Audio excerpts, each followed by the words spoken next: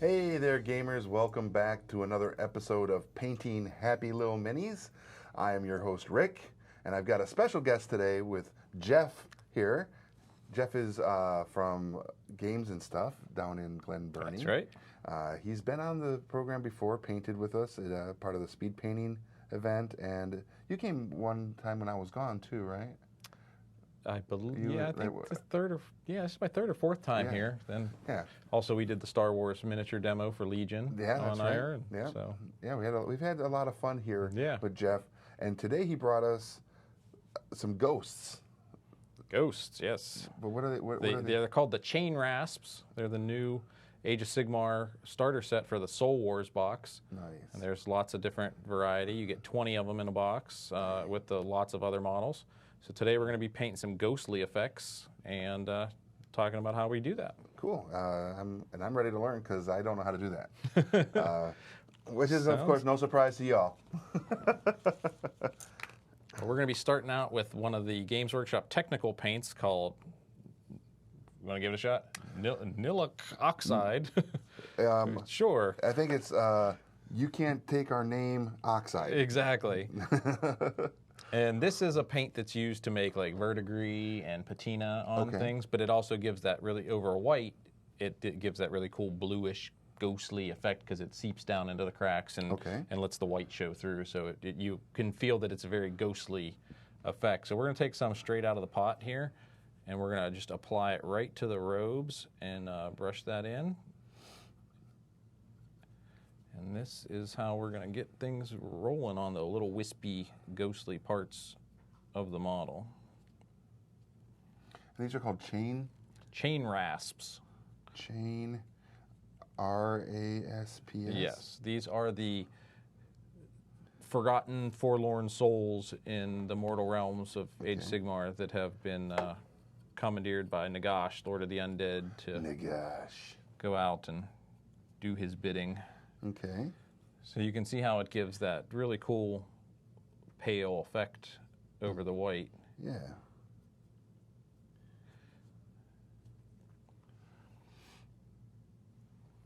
And you can just kind of plop this on. You don't have to be too exacting with the initial coat of this as you go, because we're going to go back over and touch up different aspects of it. Okay.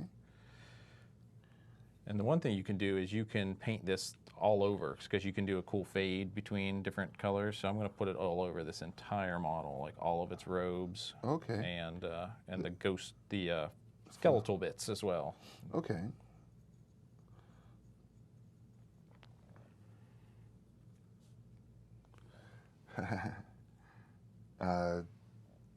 Gail is asking if Dave went to Canada, will they let him back in? Well, we're not sure, but we'll find out. He looks like he's having a good time. Yes, his Facebook posts have been quite active on all the cool stuff he's doing with the fam. Yeah. So these guys have mostly ghostly body parts, but they also have some very cool swords and other cool bits and bobs, like balls and chains, and to make them look like they're criminals almost. Yeah, this one I have has like persecuted of some sort. Some sort of chain that's leading down into the ground, like anchoring him there. Mm-hmm. And on one of his wrists, he also has like a shackle of some sort. So you can see he is covered here with the ghostly blue, and it seeps down nicely. You can darken it up a little bit into the deepest recesses if you want of the robes. Well, that one dries. I'm going to quickly throw a coat onto another one. All right. Keith says, I use Army Painter's Necron Flesh and the green wash. Nice. Chantel If not, he can start the Canada branch of GTM. I think James would have something to say about that. James up in Canada, who watches every day. He'd be like, no, I'm starting it. Is that Painter James? James Craig? James Smith? Yeah, James Smith. Yeah. All right. These little nooks and crannies. These are very cool models because they're engineered in such a way that they look really cool, like they're floating. Yeah. But yet they're still sturdy with the tabs and things they've used to secure them to the bases, so you can get a really fun effect of them floating through the sky here, balancing on some weapons and ghostly Bits. ghosts and whatever we call it, ghostly flames or bits of soul. Oh, yeah, I like that. Bits of soul. Yes, the bits of soul. They keep me elevated. What? All right. So, how are things down at Games and Stuff? Having lots of fun down there? Oh, yeah, as always. We're cooking along, lots of events and tons of new releases. All right. What's the community kind of excited about? Depends on the aspect. You know, we try to cover every aspect from miniatures, role-playing, card games, board games. The miniature community is definitely excited about this weekend's release of 2nd edition Age of Sigmar. Okay. So that's going to be pretty huge. Though a lot of buzz about Overlight coming in the role-playing community What's from that our about? owner, Paul. It's a role-playing game of kaleidoscopic journeys. Paul and our assistant manager, George, wrote that, and that's coming out from Renegade Studios. Okay. And we also just got in the new, Invisible Sun from Monty Cook Games, the giant black the black cube. Yeah. So we have a few of those now, and then we're getting more coming. Okay. And, have you had a chance to kind of peruse that game yet? I haven't, because it's very well packaged in terms of it's all sealed in the big box, but it's something I'm very excited about in terms of just because it's such a new direction for an RPG product and all. Right. Board game side, lots and lots of new board games. We'll be switching. We have 5 demo tables, well, 6 demo tables going at any given time at the shop, so you can come in and learn how to play lots of cool games. Okay. Those are going to switch out again on Sunday, so you'll be able to learn some even newer games. Right. T-Dragon Society from Renegade, looking really great. Yeah. We're going to have that on demo. Lots of other really cool, exciting new stuff coming. Okay. I can dig it. So I had an opportunity at Origins to kind of break open the Black Cube from Monty Cook Games. And Darcy, who works for Monty Cook, did a little play demo with me. Oh, nice. And if you want to watch that, it's on our YouTube channel, everybody, from our Origins live feed stuff. But it's an interesting storytelling game. Exactly. And I like how it has the aspects of, you can kind of play when you're not playing with the app. Like you can send things to your fellow party members, like, all right, this is going on and that. So it's some different, they're trying some really cool new things. Absolutely. Monty's a good friend of the store. He actually came out and spent our birthday celebration with us last year, and nice. He's a really nice guy, so we like to support him whenever we can. I can dig it. And I apologize to everybody if you hear me sniffling. I do have a little bit of a head cold. Summer cold, never fun. Yeah, the worst. Well, and you've just been on the road, so you got the con crud going too. Yeah. So while we wait for the oxide to dry, I'm going in and painting some of the chains and things here. Okay. With some P3 Deathless metal, which is really cool. Nice. Rusty, ancient metal look. It has a great name. Move it a little towards your right. Absolutely. Perfect. It has a great name. Deathless Exactly. metal. Perfect for ghosts. Toby, 11 years in Dave's work, beautiful minis. There, aren't they? So Toby Davies from Games Workshop, in there. So Toby, this is Jeff. Jeff, Dave's not here today, but yes, these are some pretty slick minis for sure. I mean, they look amazing. And I'm curious as to, in Age of Sigmar, these obviously are your ground pounders, your little, Correct. your shock troopers. Your basic troops for the new Nighthaunt army, which is a new undead faction. Okay. So what would a boss look like? So there's a couple different things. You can see this is one of them. This is one of the box models you get in the box set as well. I forget what he's called, but he is one of the leaders, as well as we're going to grab down here into this box the Knight of Shrouds on a spectral steed. So he's another model in the box set you get. Very cool. Yeah, that guy looks sick.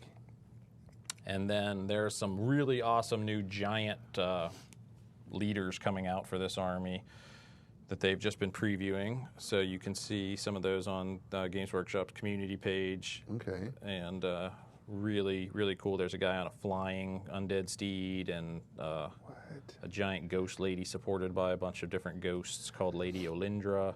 Okay. So there's some really cool stuff coming for this particular army. All right, I can dig it. And like I said, these look so good. And so because I play a lot more role-playing games than I do like miniature war games. But I love painting miniatures from all genre. These are phenomenal. Like if I were to play these in a D&D game, coming out of the graveyard or something, these would look so good. I'm a huge RPG fan as well, and they will definitely be seeing my table quite often for that. I actually had just run a game for a bunch of friends last week using my copious amounts of dungeon scenery, Dwarven Forge, and all that crazy stuff. And, I can't wait to play the next session with these kind of things coming out, lots of ghosts and undead. They're so cool. I agree that whenever you can use a miniature for many, many different purposes, always the best. Always the best. That spectral steed is killing me right now. And he's just such a potential for such an amazing leader character for, any sort of campaign or.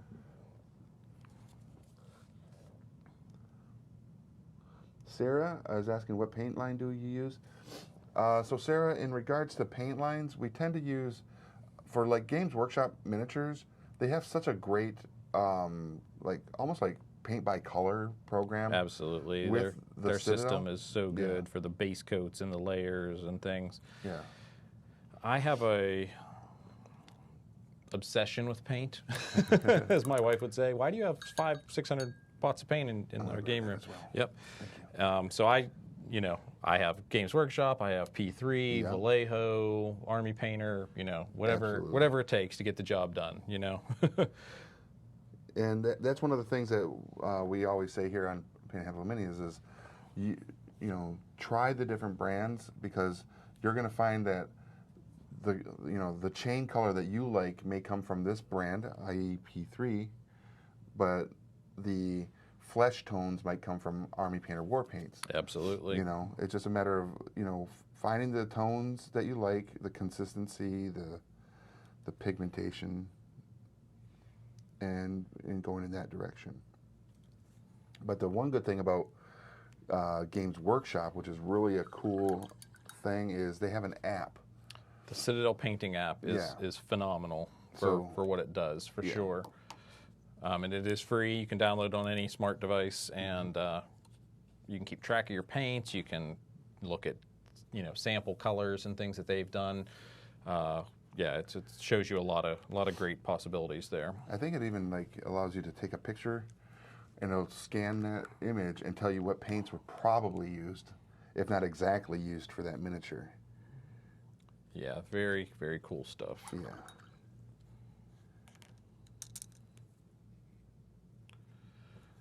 Technology has come so far in this hobby in so many ways. Yeah, it's crazy. So I came down to your guys' store recently for, I want to say it was this year's birthday party. Right, and that was this past May. Yeah. We just celebrated our 18th birthday as a store. It was a lot of fun. I can't believe the amount of swag you guys give away. Well, we're lucky we have lots of friends in the industry who are very generous to us and allow us to reward our awesome customers with lots of cool giveaways and things. So we definitely try to reward our community whenever we can, because a store is not a good store without a good community to support it.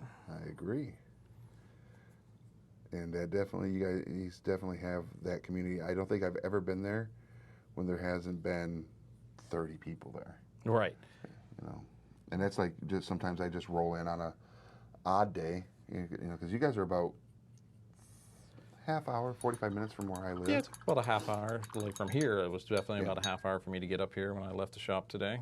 Yeah, and I live up in the Bel Air area, so you know, just jump on 95 and roll down there. But it's always got a decent crowd and a diverse crowd. Absolutely. Which is also really You'll cool. find people playing board games, miniatures, card games. You know, anything you can really imagine, somebody will be playing. Yeah. And we sponsor game nights every night of the week for different systems, so we're always trying to, you know, take care of all the different aspects when we can. Yeah. It's a lot of fun. 7 days a week, usually 10 a.m. to 9 p.m. Ooh. Saturday or Friday nights we're open till 11, and Sundays we close at 11. We're open 11 to 6. So. Okay. And every second Thursday of the month we're open till midnight for our Thursday late night gaming. So gives you a chance to come out and game with your buddies even longer. And paint. You guys have a pretty decent paint station there. We have a nice painting area. It has 8 seats, paints and airbrush supplies.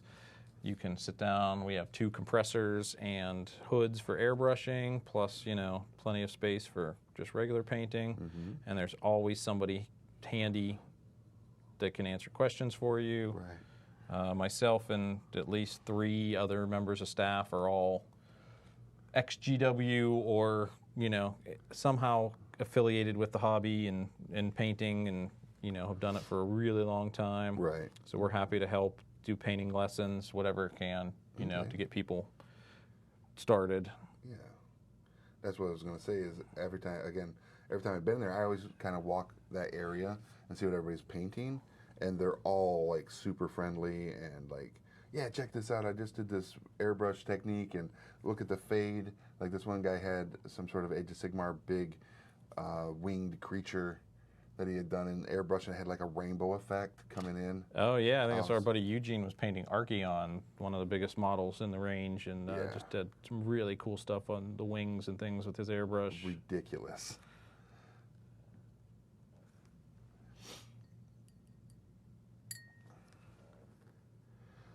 Yeah, the store sounds awesome. That's coming from Josh over at Mini Painting Studio. It is awesome. We'll be kicking off an Age of Sigmar Growth League here the second week of July once the new edition's out. So if you're looking to get into some Age of Sigmar gaming with lots of fun folks who are also starting new armies, and perfect time. Nice. For all you locals, you local Marylanders. Is that what you guys call yourselves, Marylanders? Sure. I'm probably wrong, right? It's probably like Turpins or something. I think it's Marylanders. I've been here for 15 years now, so sure. It's funny, I'm originally from Michigan, so we're called Michiganders. But I haven't lived in Michigan in almost 30 years. So I grew up in Pittsburgh, so I'm always a Pittsburgher. Pittsburgher. Delicious.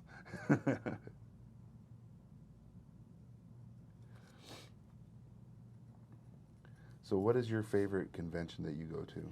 I'm a Gen Con fan. I always have been. I've been there many times. I try to do every other year, Right. just a little easier on the finances and Sure. travel with the family. But yeah, I love going to Gen Con, seeing all the new stuff, talking to folks. You know, I've been involved in working in the industry for close to 20 years now, so I have Okay. tons of friends and contacts, you know, through lots of gaming companies, and so it's Right. always a great chance to go and chat with the folks I haven't seen in a while Okay.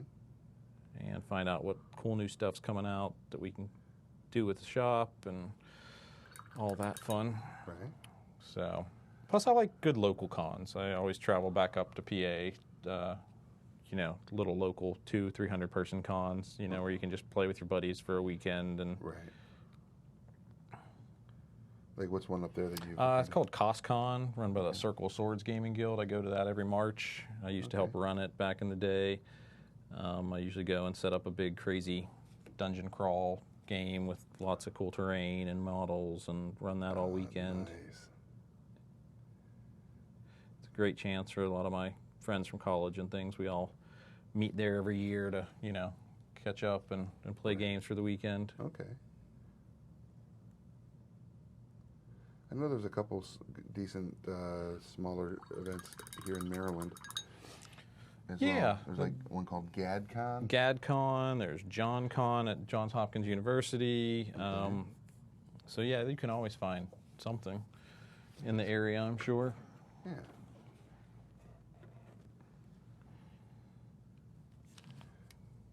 So before we came on camera, we kind of brought up some shows that we're watching, and I don't want to give any spoilers out because I'm not about that spoiler culture.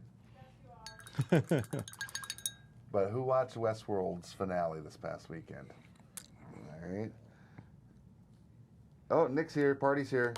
Nick Bassetti is in the chat, so the party has arrived. Hey, Nick. So we watched Westworld, not together, but separately. Did you cry? No. It wasn't a crying kind of episode, but it definitely leaves you shaking your head. Yeah. There's a lot of confusion.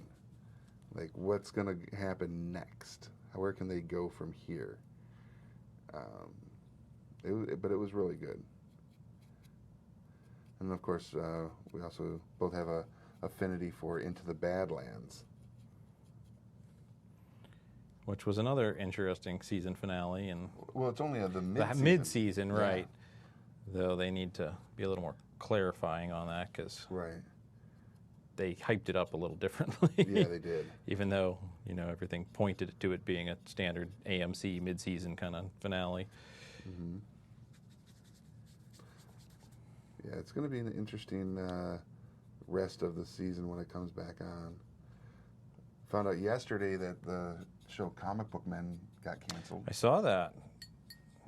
So I wonder if it'll find its way onto a new network, if it's worth even, trying to keep alive, I was a big fan of it early on. I haven't watched it as much lately. Yeah.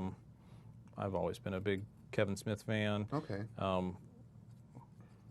One of those weird, speaking of conventions, back when I worked for Games Workshop in 2003, we were actually at San Diego Comic-Con, the one and only time Games Workshop did anything at San Diego Comic-Con. Okay. And I happened to step outside to call the wife and just check in, Sure. talk home, and hung up, turned around. Kevin Smith was standing next to me talking to his wife on his cell phone. Nice. So it was just one of those like, hey.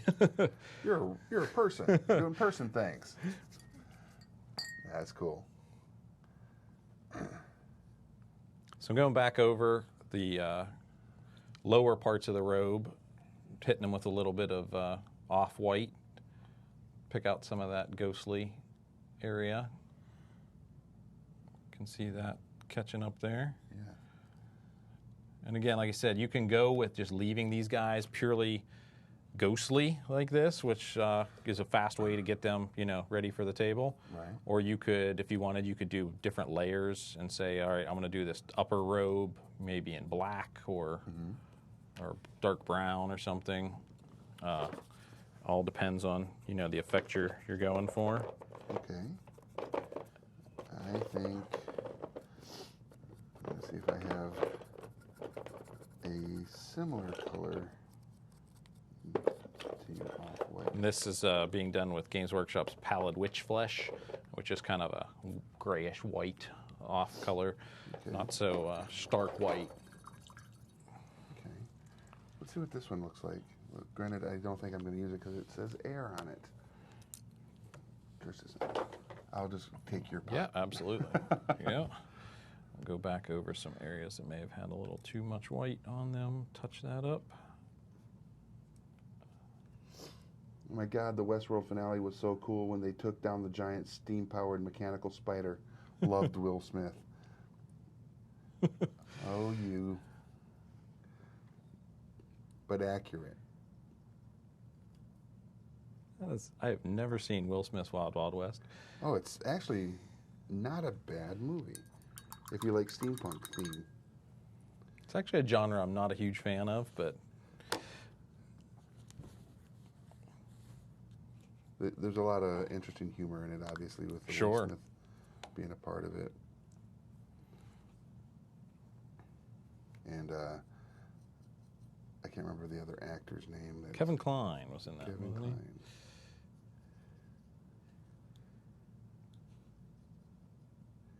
And he's a pretty funny guy, too. Yes.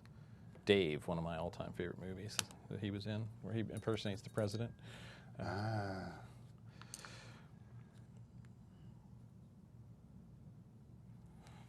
So what do you think of the announcement of Disney kind of putting all the Star Wars stories on hold? I think it's a overreactionary announcement. I actually love Solo. So did I. I don't know why it's not achieving, the box office success. I thought it was loads of fun, and I went in with no expectations. As a huge Star Wars fan, not sure, what it was going to be like, but was very happy with it. Thought it was fun, hit the right beats. Okay. So I'm not sure why it just hasn't performed. I think some of it's fatigue, too quick on the heels of The Last Jedi, which wasn't that great in my opinion. Okay. But That's what I think.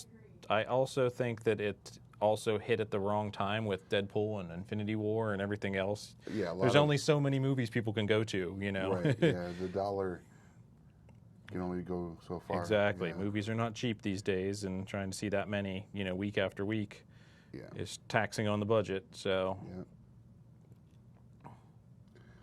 I liked it. I saw it 3 times in the theater already. Solo? Yeah. Oh wow. Yeah. And I would go see it again.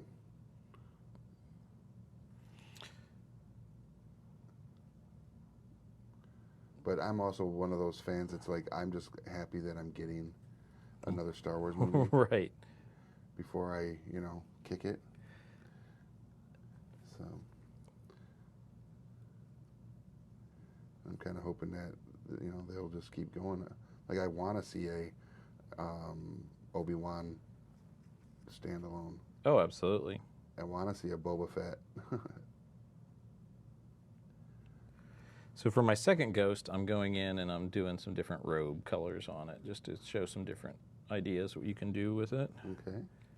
Giving them a little dark brown upper robe, differentiate from the ghostly aspect.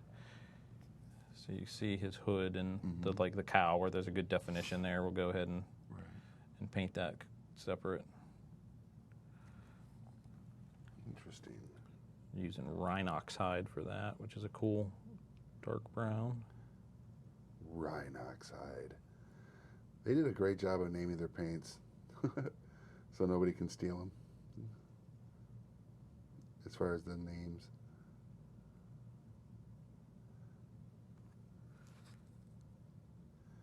All right. So you're heading out to Comic-Con soon? Yeah, San Diego Comic-Con is, a week?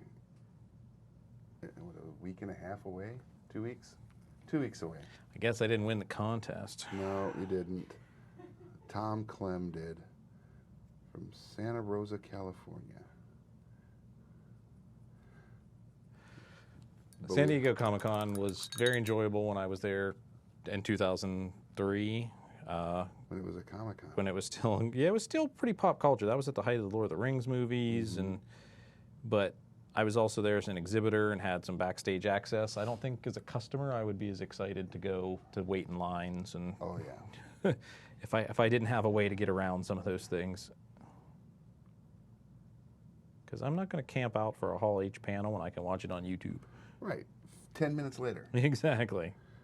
Yeah.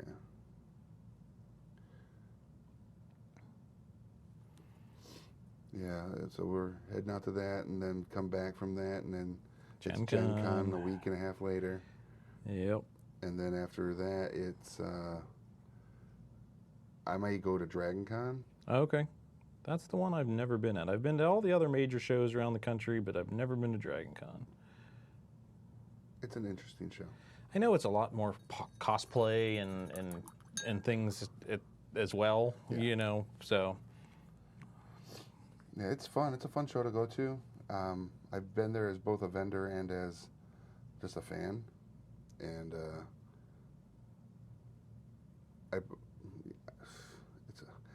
it's tough to decide which side of that, you know, is the best.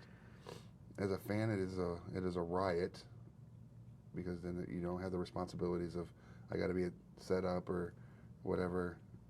I can just go and do my thing and have fun, which is literally what that con's about.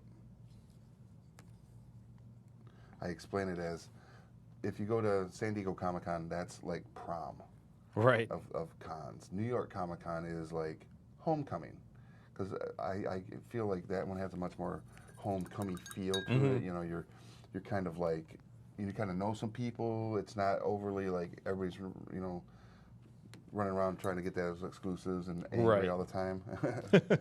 And then Dragon Con is your drunken uncle's backyard barbecue on Halloween with like 120,000 of your closest friends and weird cousins. Right. Yeah.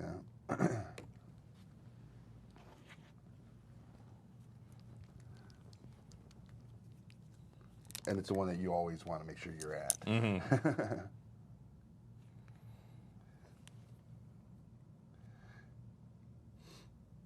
Because you're going to see some stuff. You're like, there's always a story that comes out of Dragon Con. It's like, oh my God, did you see that thing that happened? And I don't want to go into it because it's a G-rated show, but it gets crazy.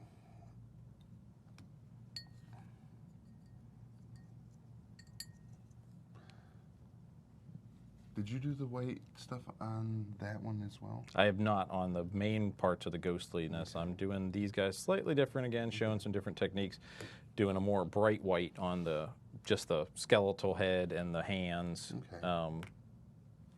Just some different options you can do.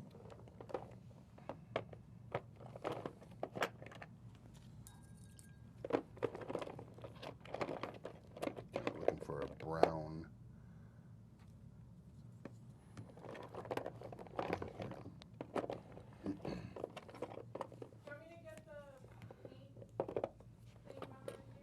Oh yeah. Yeah.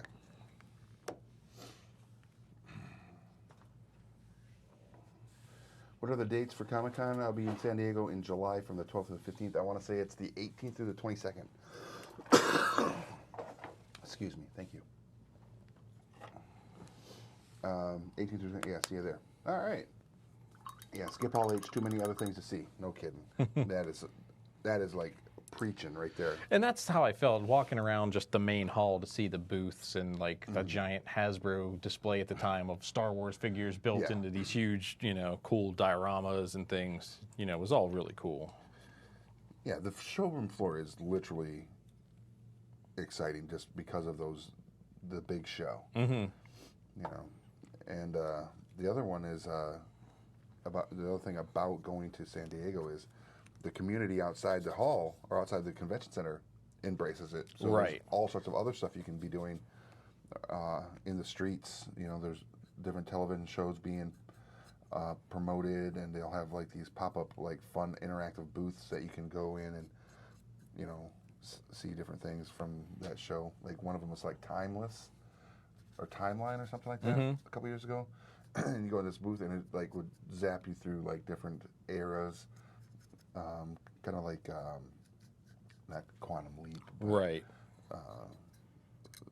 Any old time travel. And that's the thing is, Comic-Con has become universally accepted. Every celebrity seems to be there these days, and live shows from the Sci-Fi Channel and everyone else just covering everything going on at Comic-Con, and exactly, it's become really more than it ever had been back in the day. Oh yeah.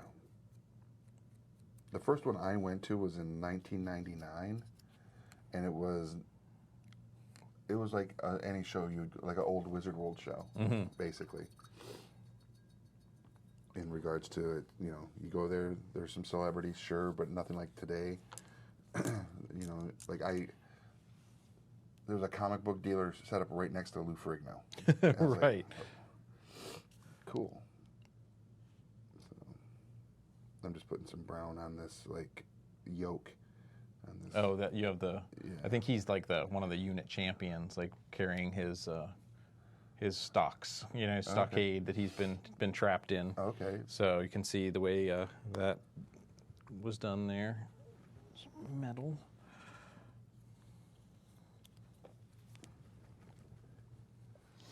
That's the real ticket. Plan to go to a bunch of the outside stuff, some great panels and interviews going on away from the center. Yeah. There is a lot of cool stuff going on outside of the convention center that is absolutely worth the time and gets you some really good inside stuff coming from the TV shows and whatever. But the other cool part of it is you could be at like the Cartoon Network pop-up and voice actors from Bob's Burgers will walk in. Right. Or will appear and they'll have like a panel go with them like unscheduled. At least to the audience. It obviously was scheduled for them because they always got to be on schedule. All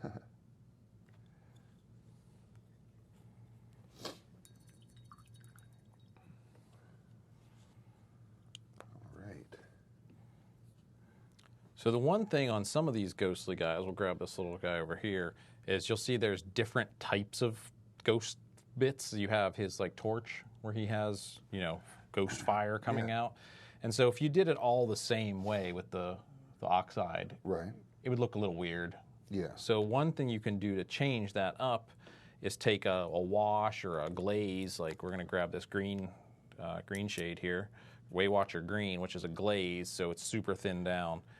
And for that bit coming out of his torch there, we're just going to put that right over the white, and you can see, again, like it did with the oxide, it's going to maintain that clear white look to it underneath, and that way you can mix it up a bit so you have different types of ghostly parts going on, but the model still feels tight and cohesive.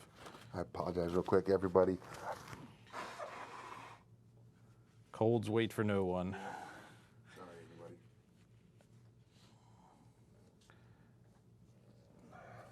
So we're going to just do a little bit of the screen on here.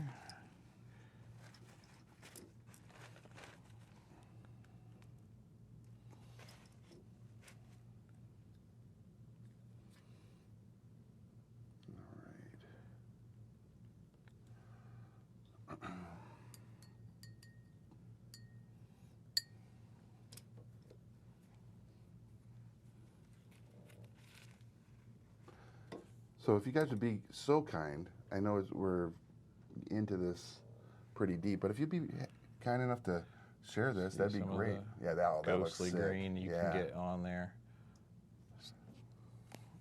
That looks awesome.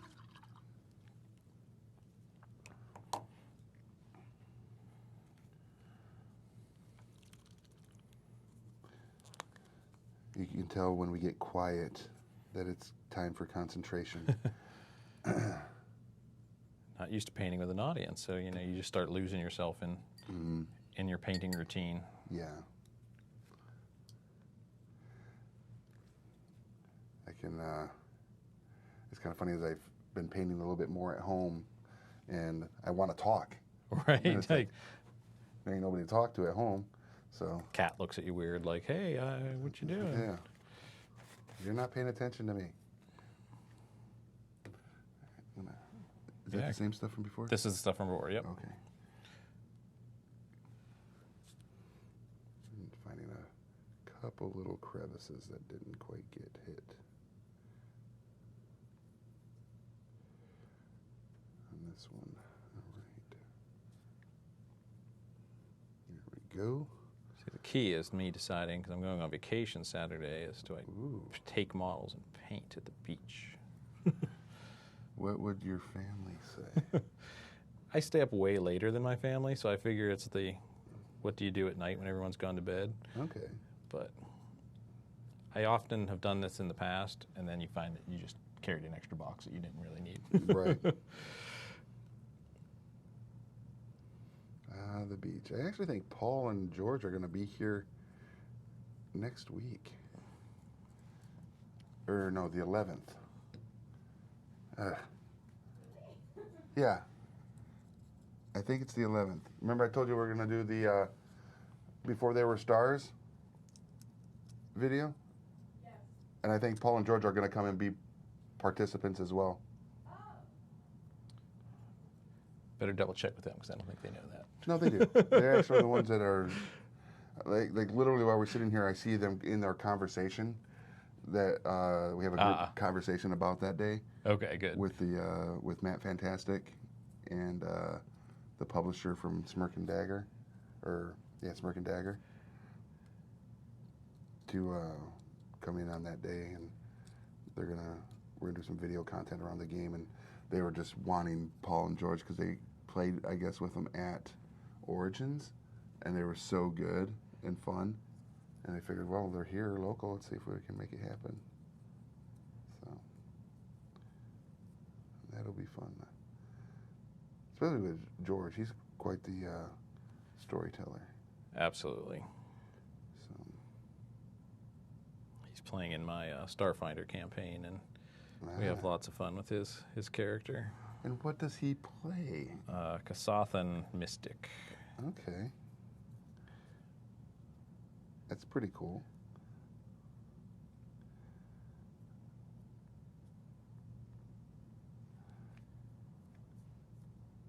I don't know what I would play right now in the Starfinder. I like the operative.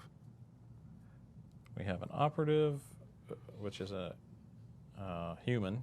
Oh, okay. We have an android, which I can't remember. We have a Vesk soldier, and we have a... Oh, am I blocking myself? You have a Sokai or... No, we do not. We have 2 androids, a Vesk, a human, Kasathan. Okay. Any of them an icon? I don't know. No, was that... The icon where they're like celebrities? Oh, yes. That's our operative is an icon. He's basically like the equivalent of a Jacques Cousteau. He writes trashy Starfinder novels. Oh, my God. So his whole thing is that, he talks to all the people like they're bit characters, and he's always like, I am the star of the show. He's like, you were just a bit player. Move along. That is glorious. Yeah, it's a very fun character in the group. When we did building character around Starfinder, one of them was an android icon that had previously been a kind of like a child actor star who got his biometrics upgraded into an old model android. Oh, right. Because the child android piece kind of got broke or whatever, and now he's trying to become this icon again. So he's like a washed up child actor. Right. And the Vesk soldier was a fan of the show. So he like really, so he's taken on this like bodyguard protector of the icon. It was such a funny build to see this Vesk was like, you were the child that was the funny character in those shows. I love those shows. It was like the only piece I knew on my planet. You survive or die, but sometimes laugh when your show is on. It was like, wow. Starfinder is a very fun system. The Starfinder Society, which is their OP, right? Or organized play. I saw them at Origins because I go and talk to the guys from Paizo, and Sure. they had this like big special event going on, and man, they are just feverish in regards to their fandom on that game. And apparently, there's this thing like this race that everybody wants to get a certificate to be allowed to play. Oh, right. And so you have to go up to this one Paizo staff member and basically tell him about your character that you play in Starfinder Society, and he deems whether you're worthy or not to also be able to play this other race.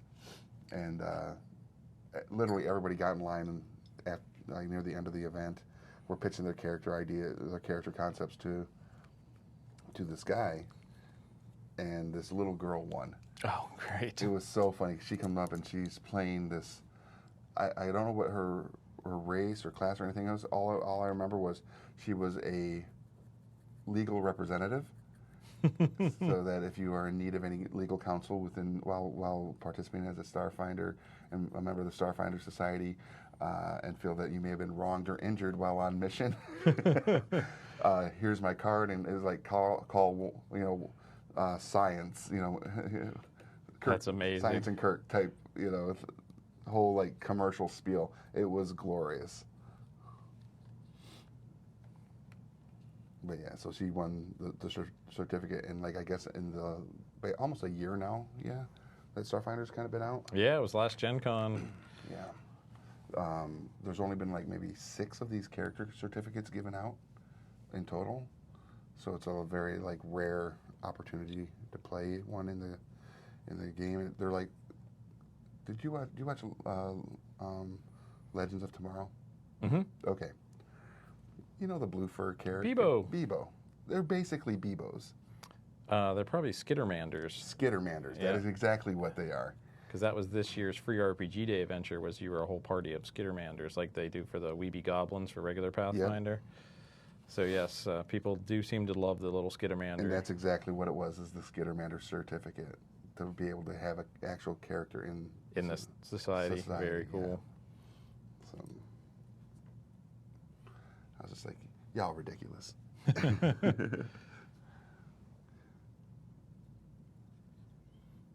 Can't say enough about this cool new Deathless Metal P3 color. It's a very good color. On the ball and chain, the one with the yoke has, it definitely looks really cool on that. And a simple highlight with any sort of, light metal color brings it out a lot. Move it towards the edge of the table. Just put it on the camera. It's stuck. This one is? It froze. Remember how it froze earlier? It did again. Oh, okay. Would it be easier for me to just put it on the rotator? Yeah. Okay. I'll do that. I'm just going to put it like this.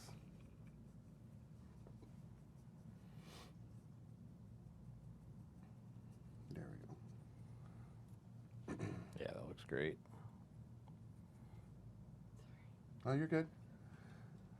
We're working a little short-handed today, ladies and gentlemen. It's just Leona. Johnny's on vacation in London. Wow. Guy right there. But yeah, that death metal does look cool. It almost gives it like a pitted. Exactly. It's like a.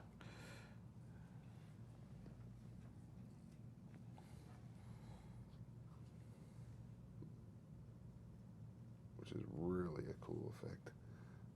Over like that sword, and on the ball itself, it has a very pitted metal look to it.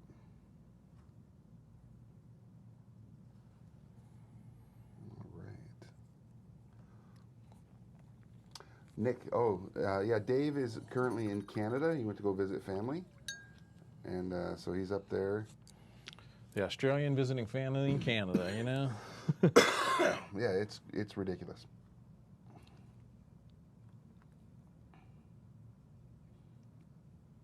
I just hope he enjoys as much maple syrup as possible.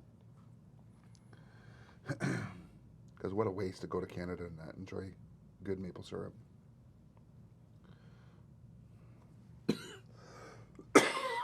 Sorry.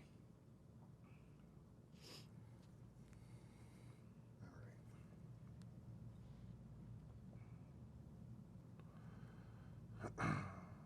Okay, that guy is good-ish. Hey, Carl, have a good one. Cheryl Sloboda. Cheryl Sloboda. I was wondering, is that Jeff Hall? That is. Hi, Cheryl. I know Cheryl quite well. Yeah. I think she's up in Chicago now, yeah? Still working for Diamond? No. Nope. Nope, she has gone her own way and is making some amazing cosplay stuff for people. Oh, very cool. Yeah.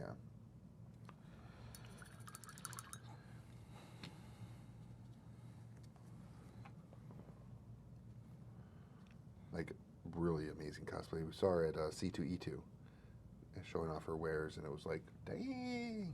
That's very exciting. Yeah. All right.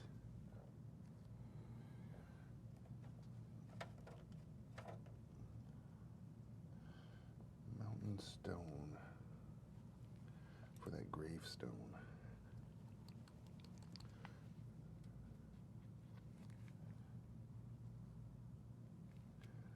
All right.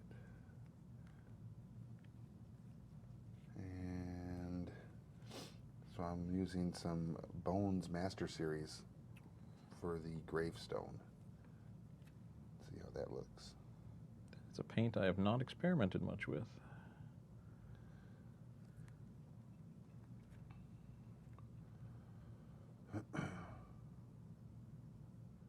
It seems to have a pretty thick pigment. Okay, sure. So, gotta thin that bad boy down some. It'd be kind of neat is like if you wanted to do like source lighting, object source lighting, where if the ghosts were like casting a light off of themselves onto this gravestone, would be kind of a neat. Oh, absolutely. Effect. But I don't possess those skills, ladies and gentlemen, so I'm not going to attempt it.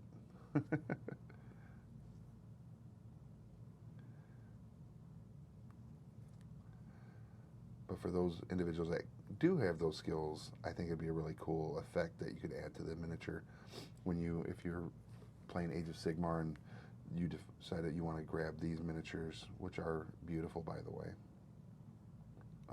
and add that effect on there. It would look really cool.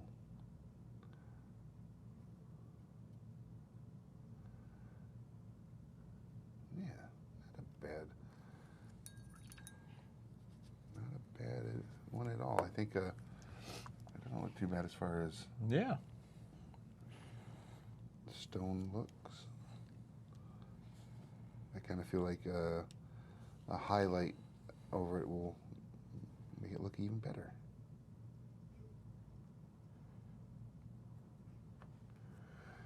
All right. This particular ghost has a very Witch King kind of feel. He has a cool face mask on. Similar to the Witch King helmet? Mm-hmm. Nice. So you can go in and give a cool metal effect on there and then go back and add some glowy bits. Glowy bits. That's funny. Seems to be a phrase used by many a painter. The glowy bits. So what is everybody currently painting out there in the realm of painting happy little minis? Make sure you guys are posting those up in the group. All your cool paints, because we want to see them. One guy, I don't remember his name, and I'm the worst because I don't remember his name, and now I'm going to talk about it. But in the group, one of our fellow group members posted up his miniature a day challenge that he basically did to himself. Sure. And and he did it for a year. But there was like 128 miniatures, so 365, but there was more than that. Right. In the group. I want to say, now I'm going to have to just go look, because I don't want to get this wrong. But he had so many cool miniatures in the lot. It is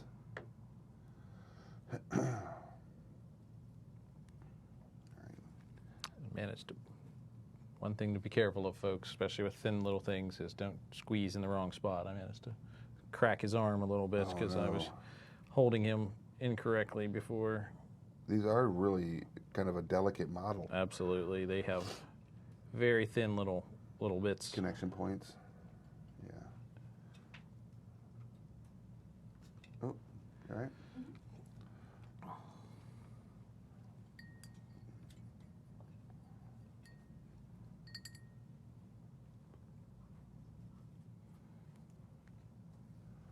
If I do this,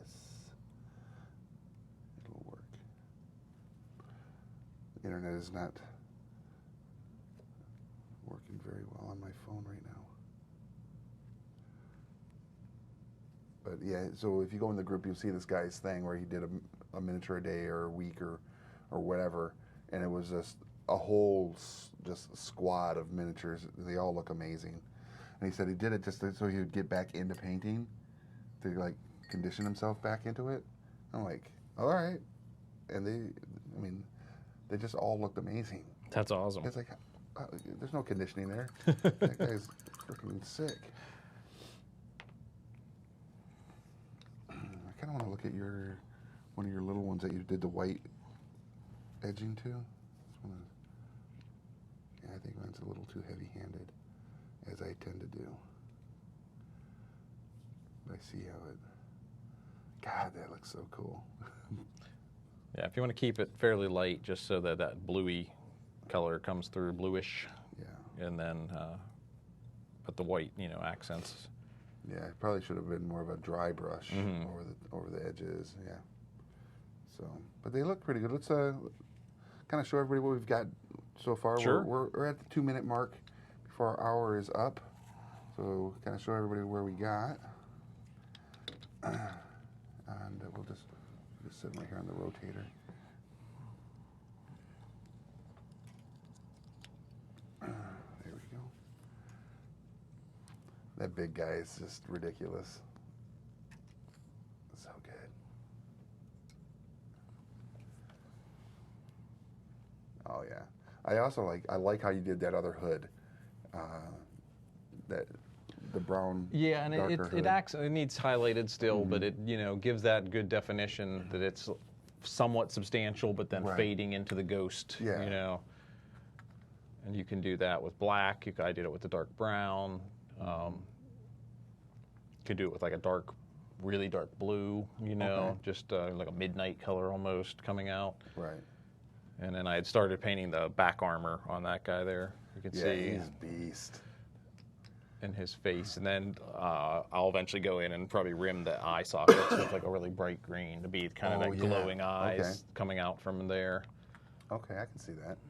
And I still need to do my gravestone. I just base coated it black there. Yeah, those look great. Very cool. Very thanks for exciting bringing models. them in. Yeah, and, happy to letting help. us see them. It's kind of interesting. I think because of the lights that we have here, it's removing some of the green and making it more kind of bluish. Right. But if they weren't being saturated by the lights, you guys could probably even see even better. And I know that Leona will take some photos of these before we pack them all up and put them up so you guys can see that the green truly does kind of glow through. Right, absolutely. Now, Games Workshop's also releasing 2 new paints this weekend with the new Age of Sigmar. One is a blue and one is a green of this similar nature, but it's purely for painting the ghosts. Oh, okay. So it's going to make it even easier for people to jump right in and paint their ghosts and and maybe glowy effects on power weapons, if you're doing yeah. 40K or anything like that. If you're painting torches or something, you want that witch light, the green. So you can do some really fun stuff with that. Yeah, that's pretty cool. So if you want to find out more about Games Workshop, you can always just look them up on Facebook or Google them, Games Workshop, and you're going to see all the cool product lines that they have. They do some really good painting videos as well. Yeah. So, always. And there's, what is it, Warhammer TV? Right, the Warhammer TV Facebook page posts tons of different painting videos and instructional things on there. Yeah, and it's a good some really spot to cool stop. stuff. And then, of course, you have all our friends that also paint. We have 1 Inch Heroes with Drew, and then Mini Painting Studio and Realm Smith TV. Lots of great resources for painting. But the one we always want you guys to go to is the Facebook group, Painting Happy Little Minis. And you can check out in there, add yourself to the group, and then we'll come back and add you in after we vet you, which is literally just like, oh, it's that person. Beep. There we go. Get you in there, ask questions, show off what you're painting, become part of our community, because we love you being a part of ours and us being a part of yours as well. So, but where does community start? At your friendly local game store. If you are not currently involved in going to your community local game store, check it out, and maybe you'll find new players, new friends. New players, friends, painting tips. I mean, always something there. Yeah, and if anybody wants to check out games and stuff, you guys have a Facebook page, right? Facebook.com/games and stuff. We have gamesandstuffonline.com as our website. So please check us out. We're on the Instagram and all that stuff as well. So all the social media platforms. And we're located right in Glen Burnie, over 7,000 square feet between the retail and gaming side. Come visit us. We're happy to have you. Yeah, it's gonna be it's a really great store, and if you're in the Maryland area, it's one you need to stop by and check out. So on that note, this has been Painting Happy Little Minis. Thanks for having me, Rick. Appreciate it. Thank you, Jeff, and we'll see you at the game store.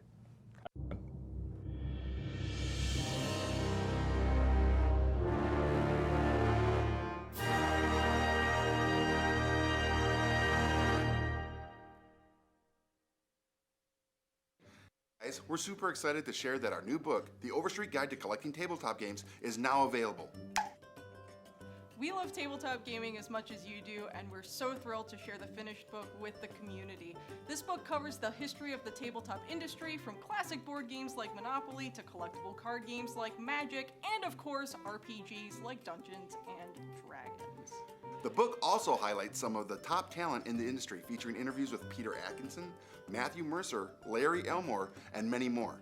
Plus, we chatted with collectors from all walks of life who shared their own knowledge and insight about tabletop collecting. We also discuss everything from the impact of crowdfunding on the current state of the industry, as well as take a look at all sorts of ways to preserve your collection for years to come. This book provides a perfect snapshot of the tabletop industry at large and shows what makes this hobby so great. You can head into your local game store or comic shop right now and pick up your copy of the Overstreet Guide to Collecting Tabletop Games. If they don't have it in stock, you can order your copy through Previews, through Game Trade Magazine, or through gemstonepub.com. Thanks for watching Painting Happy Little Minis. If you liked it, leave a like and a comment below, and make sure to subscribe so you don't miss any new content.